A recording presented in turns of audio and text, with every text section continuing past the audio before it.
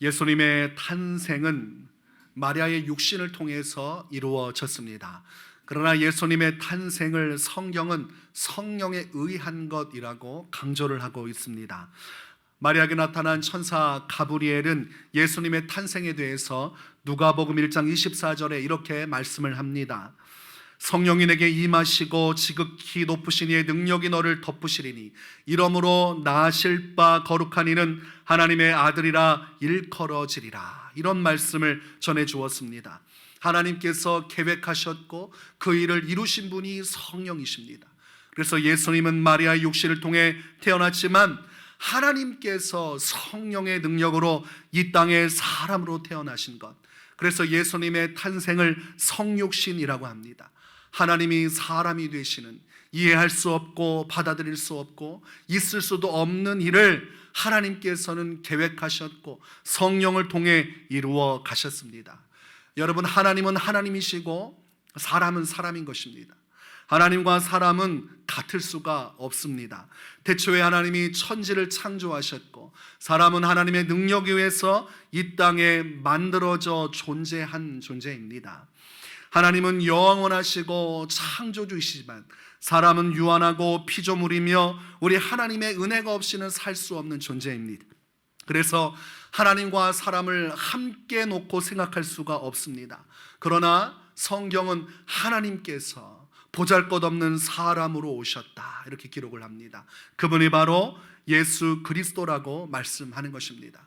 하나님께서 지혜를 여셨고 성령의 능력이 이 일을 행하셨으며, 그리고 오늘 우리가 알 수 있는 바와 같이 마리아라는 한 여인이 믿음으로 순종하였기에 이 성육신의 영광이 이 땅에 임한 것입니다. 마리아가 순종하지 못했다면 이 일은 이루어질 수 없습니다.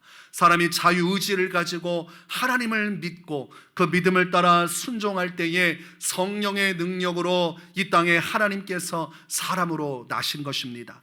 본문 18절에 성령으로 잉태된 것이 나타났더니, 본문 20절에 그에게 잉태된 자는 성령으로 된 것이라. 성령의 역사가 사람의 순종 가운데 이 땅에 성취되어진 것입니다.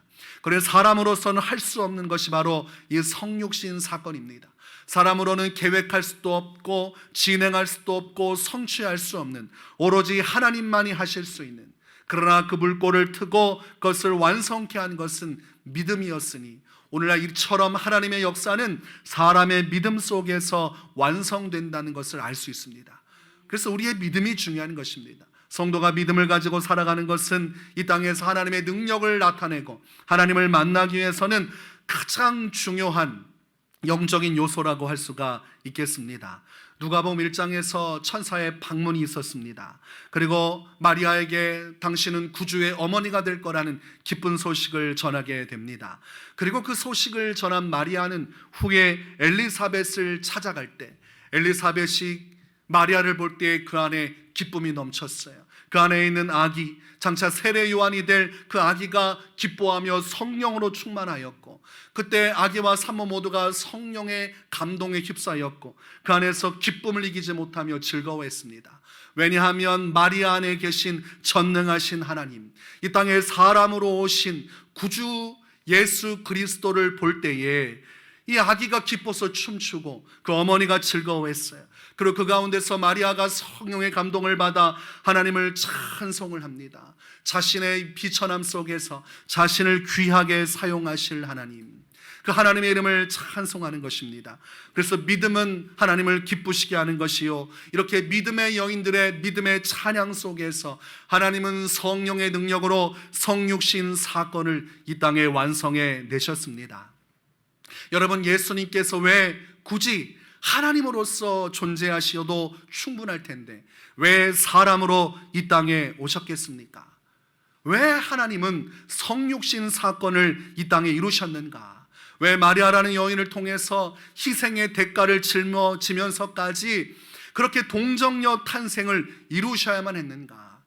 이것은 이 땅의 모든 사람들에게 소망을 주는 것이기에 그 이유를 분명히 알아야 됩니다. 오늘 본문은 그 이유를 분명하게 설명을 해줍니다.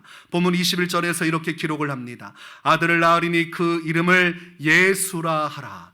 이는 그가 자기 백성을 그들의 죄에서 구원할 자이심이라 하니라.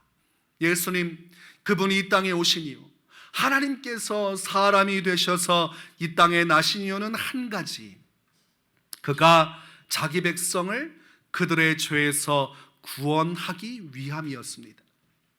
여러분, 자기 백성은 오늘날 우리를 말하는 것이, 우리를 죄 가운데서 구원하기 위하여 하나님께서 사람의 모습으로 사람으로서 이 땅에 오셨다고 기록을 합니다. 우리가 창세 때로 걸어가면 그때는 뱀의 유혹이 있었고 그 유혹에 아담과 하와가 넘어가 버렸습니다. 그리고 그때 하나님께 사망 선고를 받게 되고 육신의 죽음뿐만이 아니라 영혼의 죽음이 일어나지요. 영적인 죽음이 일어났어요. 하나님과 화평을 이룰 수 없는 이 죄 문제가 인류에게 계속해서 흘러내려왔습니다. 아담과 하와가 지은 죄, 아담 한 사람으로 인한 죄가 온 인류 가운데 계속해서 내려져 왔어요. 그것이 문제가 되는 것입니다. 이 죄 문제를 해결하지 않고 누구도 하나님 앞에 설 수가 없어요. 그러면 이 죄 문제로 인해서 사람은 심판을 받아 멸망할 수밖에 없는데, 그러면 이 죄 문제를 해결하려면 두 가지 조건이 있어야 됩니다. 첫 번째 무엇입니까? 죄가 없는 자가 이 죄값을 치러야 한다는 것입니다. 여러분, 사람이 죄가 있습니까? 없습니까?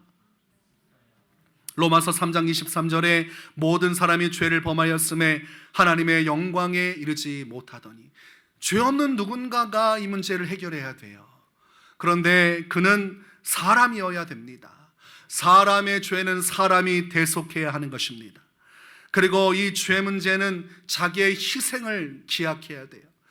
피를 쏟아내야만 이 문제가 해결되어지는 것입니다. 그렇기 때문에 이 문제는 누구나 쉽게 해결할 수 있는 문제가 아니에요. 죄가 없어야 되고 사람이어야 되는데, 사람은 태어날 때부터 아담의 죄 가운데 놓여져 있는 것입니다. 로마서 5장 12절 말씀에 그러므로 한 사람으로 말미암아 죄가 세상에 들어오고 죄로 말미암아 사망이 들어왔나니 이와 같이 모든 사람이 죄를 지었으므로 사망이 모든 사람에게 이르렀느니라. 한 사람 아담을 통해서 그가 죄를 지었어요. 그 죄를 통해서 사망이 이 세상에 들어왔습니다. 그 죄는 한 사람의 죄가 아니라 온 인류의 죄로 흘러내려오고, 그리고 그 죄 속에서 사망의 역사는 계속됐습니다. 즉 죄로 인해서 하나님의 심판을 받아 영원히 멸망할 수밖에 없다는 이 죄의 무거운 저주, 죄의 짐이 아담이 이후로 모든 인류에게 계속해서 내려져 온 것입니다. 우리가 아기를 보면 얼마나 귀엽습니까? 티 없이 맑은 아기의 눈을 바라보면 너무나 사랑스럽지요. 투명하고 맑은 그 눈빛 속에 무한한 사랑을 다 주고 싶습니다. 그러나 성경은 그 아이의 티 없이 맑은 눈 안에 죄가 있다고 말합니다. 어쩔 수 없이 거부할 수 없는 아담과 하와가 지은 그 죄가 사람에게 흘러내려와 그들을 하나님의 진노와 심판 가운데 가두어 두었다고 말씀합니다. 그러니 이 죄의 저주, 속박을 풀고 하나님의 구원을 이룰 수 있는 길, 그 유일한 길이 바로 예수 그리스도가 되시는 것입니다. 그분은 하나님이시라 죄가 없습니다. 하나님은 죄가 없어요. 하나님은 완전하신 분이십니다. 그분 자체가 온전하시기 때문에 그분 자체는 죄가 없으므로 죄를 대신 짊어질 수 있는 분이세요. 그리고 하나님께서 사람의 모습으로 오셨기 때문에 사람을 위해 죽으심으로 사람의 죄를 대신 속해줄 수가 있는 것입니다. 불완전한 것은 과거의 구약시대에 제물을 바쳐 그 피를 쏟아 용서받는 것이었습니다. 사람으로서 사람의 목숨을 대신할 수도 없으니 짐승을 잡아서 그 짐승의 피를 보고 하나님께서 용서해 주겠노라 말씀하셨으나 그것은 그림자와 같아요. 완전한 용서, 죄로부터의 해방은 죄 없으신 하나님이 사람이 되셔서 피를 쏟을 때 그때에 비로소 죄의 저주와 속박에서 해방이 되는 것입니다. 그러니 하나님께서 사람으로 성육신한 사건은 우리를 죄로부터 해방시켜 주시기 위하여 이 땅에 오신 것입니다. 그러니 구원자는 유일하신 예수님밖에 없어요. 하나님이시고 사람인, 온전한 하나님과 사람인 존재는 예수님밖에 없습니다. 그러나 오늘날 교주들이 뭐라고 합니까? 어떤 이는 자신을 하나님 어머니라고 부르라고 해요. 말이 되지 않는 것을 이야기하고 심지어는 이단들은 그 찬송가에 자기의 이름을 집어넣게 합니다. 그래서 자기를 경배하게 만들죠. 자신이 하나님이라는 것입니다. 그러나 예수님 외에 누구도 하나님일 수 없으며 예수님과 같은 구원자는 이 땅에 존재할 수 없다고 성경은 확실하게 말씀합니다. 사도행전 4장 12절에 다른 이로서는 구원을 받을 수 없나니 천하 사람 중에 구원을 받을 만한 다른 이름을 우리에게 주신 일이 없음이라 하였더라. 예수 그리스도 하나님으로서 사람으로 오신 그분 외에는, 그분의 이름 외에는 하나님은 구원받을 길을 열어주신 적이 없습니다. 그러니 우리가 확실하게 마음속에 우리가 진리를 붙들어야 됩니다. 우리가 아무리 많은 종교가 있고 다양한 것들이 있어도 구원의 길은 오직 예수 그리스도 한 분밖에 없는 것입니다. 오늘날 많은 사람들이 잘못된 이론을 전파합니다. 오늘날 이 세대는 잘못된 길로 향하고 있어요. 구원의 길이 한 갈래만 있는 것이 아니라 여러 갈래가 있다고 이야기합니다. 산봉우리에 오를 때에 정상을 향해 가는 길이 여러 가지가 있는 것처럼 이 지역에서도 갈 수 있고 저 지역에서도 갈 수 있고 각 입구는 다르지만 각자 가다 보면 산 정상에서 만나는 것처럼 각 종교마다 들어가는 입구는 다르지만 결과적으로 구원이라는 하나의 일치점을 발견할 수 있다고 이야기를 합니다.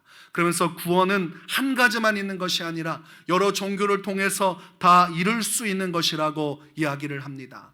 이것은 불가능한 것입니다. 성경의 말처럼 사람의 죄 문제를 누구도 해결할 수 없기 때문입니다. 다른 종교의 어떤 이도, 다른 교단의, 다른 이단의, 다른 사입의 어떤 사람도 하나님이 될 수 없으며 하나님과 사람의 온전한 성육신의 역사를 이룰 수 없어요.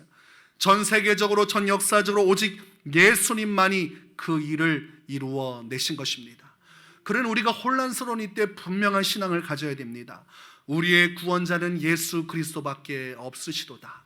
다른 누구로서 구원을 받을 수 없다. 그러면 우리는 우리의 신앙의 정체성을 지킬 수가 있는 것이에요. 이번에 코로나 바이러스로 인해서 엄청난 타격을 교회가 받았습니다. 지금도 계속 현재 진행형입니다. 그러나 이번 기회를 통해서 우리가 이득을 본 것이 있는데, 신천지라는 이단의 정체가 사람들에게 공개적으로 드러난 것입니다. 이 신천지는 지난 오랜 기간 동안 음지에서 활동하던 단체입니다.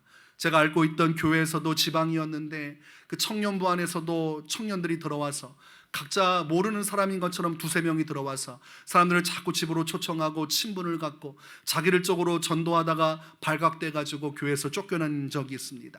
그런 이야기를 여기저기서 들으면서 그렇게 암묵적으로 있다가 이제 신천지가 어떻게 됐습니까? 전국적으로 자신들의 이름을 드러내고 활동을 하기 시작했는데, 이번 코로나 바이러스를 통해서 그들이 얼마나 유해한 집단인지가 드러났어요. 그리고 그들 안에 있는 잘못된 뿌리 깊은 이 이단적인 신앙에 대해서 교회가 주목하기 시작을 했습니다. 그들이 주장하는 것은 자신들의 교주가 구원자가 될 수 있다는 얘기입니다. 결과적으로 예수님만이 이룰 수 있는 구원이 아니라 사람이 그 구원의 역할을 대신할 수도 있다고 이야기를 하는 것이죠. 그러나 여러분, 분명히 말씀드립니다. 예수님 외에는 누구도 구원의 일을 대신할 자가 없습니다. 그리고 예수님은 구원의 문제를 완벽하게 이미 해결해 주셨습니다. 그러니 또 다른 구원자가 필요가 없는 것입니다. 이단들은 이렇게 저렇게 이야기하다가 결론적으로는 예수님의 구원이 완성되지 않은 것처럼 이야기합니다. 누군가가 마무리를 지어야 한다고 이야기해요. 요한계시록의 말씀을 가지고 이런저런 비유를 끌고 들어와서 예수님의 구원을 훼손시키고 그분의 구원이 완전하지 않다고 하지만 그것이 다 이단이고 문제가 되는 것입니다.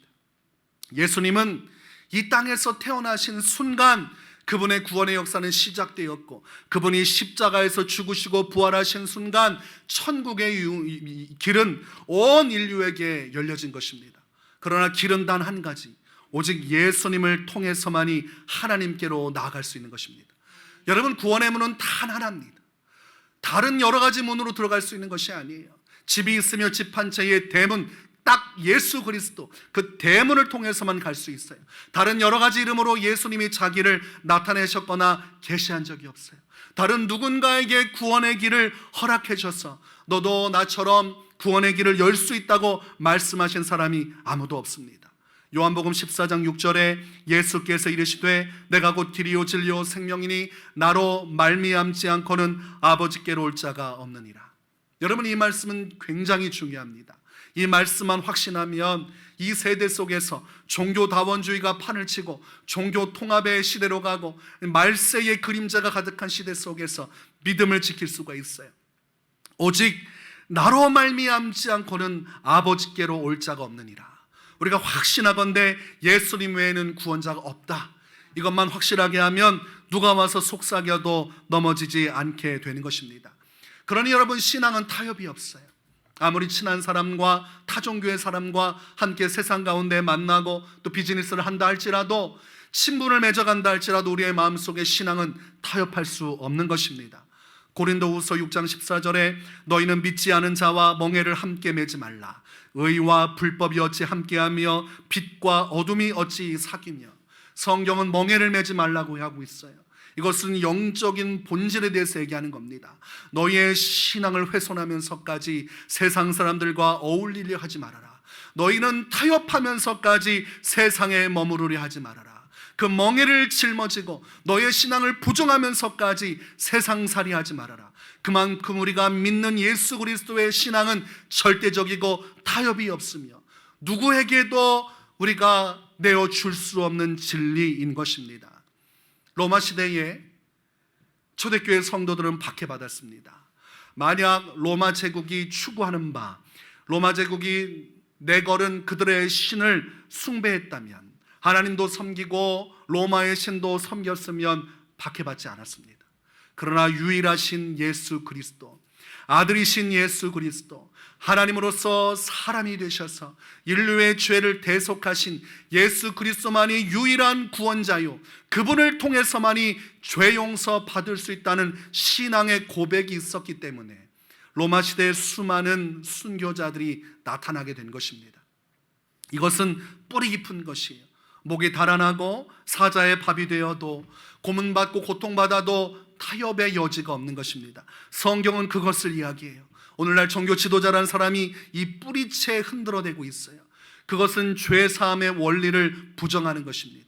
유일한 예수 그리스도의 구원자 되심을 부정하는 것이, 그런 모든 것들은 하나님의 심판을 받게 될 것이요, 성도는 끝까지 예수님 한 분만을 의지하여서 예수님을 통해 죄 용서받아 주님의 구원에 이르게 되는 것입니다.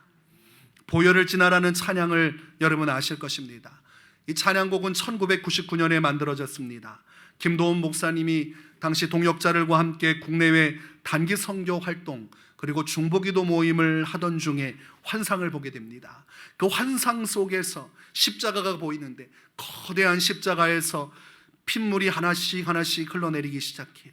한 방울 한 방울 쏟아지는 그 보혈이 점차 많아지면서 그 보혈이 하나님의 보좌로부터 쏟아져 내려오는데 시내를 이루고 그것이 강을 이루고 그것이 폭포수가 되어서 쏟아져 내리기 시작했어요. 근데 수많은 사람들이 하나님의 보좌로 향하는데 그 피가 쏟아지는 보혈을 지남으로써 하나님의 보좌로 들어가더라는 것입니다. 그 보혈 안에 들어가는 자들이, 그 심령들이 새로워져서 하나님의 구원에 이르는 것을 보게 된 것입니다. 그래서 이분이 그 속에서 깊이 묵상하면서 네 가지를 깨달았는데, 진정한 회개는 보혈을 지나야만 한다는 것입니다. 두 번째는 우리가 하는 기도도 보혈을 지나야 한다는 것입니다. 세 번째는 신령과 진정으로 드려지는 예배도 반드시 보혈을 지나야 인정받는다는 것입니다. 네 번째는 이 땅의 모든 영혼들의 손을 잡고 보혈을 지나가야 그 영혼들이 변화된다는 것입니다. 죄사함, 오직 예수님의 이 보혈을 통해서 믿음을 가지고 죄사함 받은 자만이 영원한 천성길로 심령이 새로워지고 영혼이 새로워져서 중생의 역사를 이루고 하나님의 자녀가 되어 천국의 문을 열고 천국을 침노하게 되는 것입니다. 그러니 예수님의 피를 우리가 보배로운 피, 보혈, 보배 피라고 이야기합니다. 히브리서 9장 22절에 피 흘림이 없은즉 사함이 없느니라. 과거 구약과 신약을 통틀어 피를 쏟아내야지만 죄 용서가 이루어졌고, 히브리서 9장 12절은 염소와 송아지의 피로 하지 아니하고 오직 자기의 피로 영원한 속죄를 이루사 단번에 성소에 들어가셨느니라. 단 한 번의 십자가의 피 흘림을 통하여 자기의 피를 통해 이제 짐승이 아닌 자신의 육신을 찢어, 사람으로서의 육신을 찢어 영원한 속죄를 이루셨다. 이것이 진리입니다. 그래서 세례 요한이 예수님을 보았을 때 보라, 하나님의 어린 양이로다. 세상 죄를 짊어지고 단번에 자기의 몸을 찢어 피를 쏟으사 영원한 속죄를 십자가상에서 한 번에 이루신 분. 그러니 누구든지 예수님을 통해서 무한한 죄 용서를 받는 길이 열려진 것입니다. 오늘 천사가 그 이야기를 하고 있는 것이에요. 본문 11절에 아들을 낳으리니 이름을 예수라 하라. 이는 그가 자기 백성을 그들의 죄에서 구원할 자이심이라. 여러분, 예수님은 죄 사함을 위해서 이 땅에 태어나셨습니다. 이것을 바꾸어 말하면 예수님은 죽기 위하여 이 땅에 태어나셨습니다. 티없이 맑은 아기 예수님, 그분은 영광 가운데 이 땅에 오신 왕이시지만 그분은 올 때부터 시한부 인생을 시작한 것입니다. 그러니 예수님의 탄생은 기쁜 것이기도 하지만 가슴 저미는 것입니다. 자기의 백성을 죄로부터 구원하기 위해 죽기를 작정하고 이 땅에 오신 분이십니다. 그랬으니 예수님의 탄생, 이 죄사함에 깊이 들어가면 그 안에는 예수님의 깊은 사랑이 담겨져 있는 것입니다. 요한복음 10장 10절과 11절에서 예수님은 이런 말씀을 주십니다. 도둑이 오는 것은 도둑질하고 죽이고 멸망시키려는 것뿐이요, 내가 온 것은 양으로 생명을 얻게 하고 더 풍성히 얻게 하려는 것이라. 나는 선한 목자라. 선한 목자는 양들을 위하여 목숨을 버리거니와. 이것이 예수님께서 하신 말씀이에요. 예수님께서 우리를 사랑하셔서 그분이 자의적으로 이 땅에 오사 하나님의 계획과 성령의 능력 가운데 본인 스스로 희생의 길을 선택하심으로 구원의 완성, 마침을 이루셨습니다. 요한복음 10장 15절에 아버지께서 나를 아시고 내가 아버지를 아는 것 같으니 나는 양을 위하여 목숨을 버리노라. 요한복음 10장 18절에 이를 내게서 빼앗는 자가 있는 것이 아니라 내가 스스로 버리노라. 나는 버릴 권세도 있고 다시 얻을 권세도 있으니 이 계명은 내 아버지께서 받았노라 하시니라. 예수님은 거부할 수 있었다는 것입니다. 하나님 아버지께서 명하시고 성령의 능력으로 그 일을 하실 수 있었어도 예수님은 스스로 죽지 않을 권세가 있었어요. 하나님이시기 때문입니다. 성육신하지 않을 권세가 있었어요. 굳이 십자가에 매어 달리지 않을 선택권이 있었습니다. 그러나 예수님은 자기 백성인 우리를 구원하시고자 스스로 선택하셨고 사람이 되셨고, 그리고 태어나자마자 죽음을 향해서 시한부 인생을 걸어가셨으니 예수님의 이 죄사함, 그 비밀한 것에는 깊은 사랑의 선택이 있는 것입니다. 그러니 여러분, 우리가 예수님의 태어나심을 보면서 우리는 큰 무한한 사랑을 느끼게 되는 것입니다. 그리고 우리는 그 예수님의 탄생 속에서 희망과 소망을 발견하는 것입니다. 우리의 죄로 인해서 우리는 죽을 수밖에 없고, 이 죄로 인해서 아담과 하와의 죄의 저주가 내려와 심판받을 수밖에 없지만 이제 한 아담을 통해서 죄가 들어오고 사망이 들어왔다면 한 분 예수 그리스도를 통해서 온 인류에게는 죄 용서의 길이 열리고 부활과 천국의 길이 열려지게 되었으니 우리가 이 예수님을 소망하고 믿고 따르는 순간 우리는 영원한 기쁨과 소망 속에서 이 세상을 살아갈 수 있는 것입니다. 그래서 누가 뭐라고 해도 여러분 낙심하지 마시기 바랍니다. 여러 가지 세상의 혼란스러움과 삶의 무거운 짐 때문에 낙심하지 마시기 바랍니다. 이미 예수님은 우리에게 구원의 길을 완성하여 주셨고 우리는 이미 예수님을 믿어서 그 폭포수처럼 내리는 십자가, 그 보혈 안에서 새로워져서 지금 천국을 향해 가고 있기 때문입니다. 죄사함, 그 영원한 속죄를 이루기 위하여 이 땅에 오신 예수님을 통해서 이 대림절 기간 소망을 잃지 마시고 영원한 천국 바라보면서 끝까지 믿음으로 승리하시기를 주의 이름으로 축원합니다.